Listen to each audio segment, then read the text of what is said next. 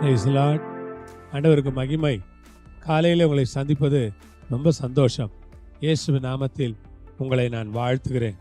இந்த வேளையிலே ஒரு வசனத்தை நான் படிக்கிறேன். கலாத்தியர் 5ஆம் அதிகாரம் 6வது வசனம். கிறிஸ்து இயேசுவினிடத்தில் விருத்த சேதனமும் விருத்த சேதனம் இல்லாமையும் ஒன்றுக்கும் உதவாது.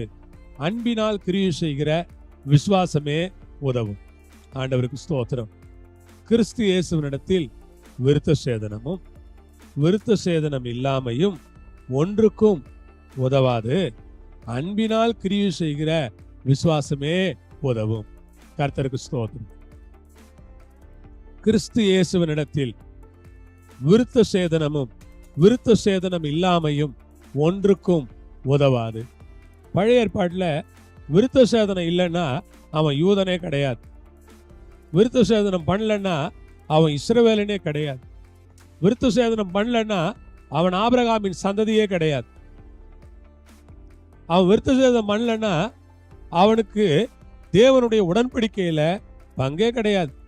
அதனால கட்டாயமா பழைய ஏற்பாட்டில் பிறந்த அத்தனை பேரும் ஆண் பிள்ளைகள் எல்லாம் விருத்த சேதனம் பண்ணணும். அவங்க கட்டாயமா விருத்த சேதனம் பண்ணுவாங்க.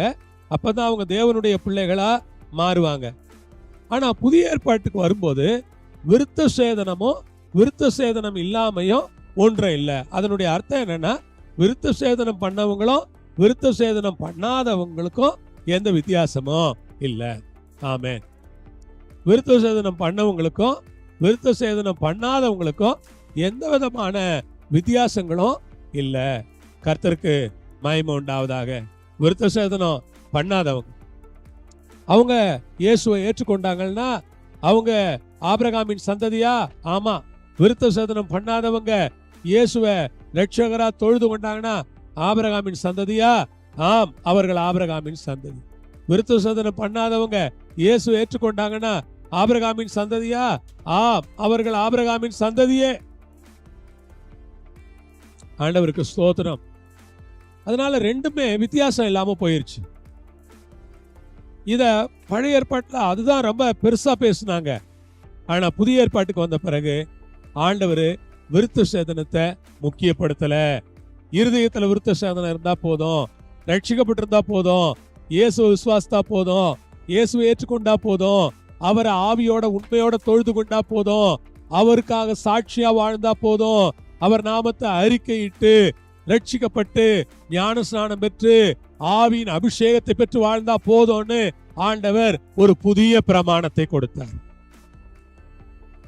இந்த புதிய பிரமாணத்துல தான் சொல்றாரு, அன்பினால் கிரியை செய்கிற விசுவாசமே உதவும். என்ன உதவுமா? அன்பினால் கிரியை செய்கிற விசுவாசம். ஆண்டவருக்கு ஸ்தோத்திரம். அன்பினாலே கிரியை செய்கிற விசுவாசம். அன்பு, கிரிய, விசுவாசம், இந்த மூணையும் சொல்றார். அன்பு இருக்கணும், அன்போடு கூட கிரியை இருக்கணும், கிரியோடு கூட விசுவாசம் இருக்கணும். அல்லேலூயா. முதலாவது அன்புள்ளவர்களா இருங்க.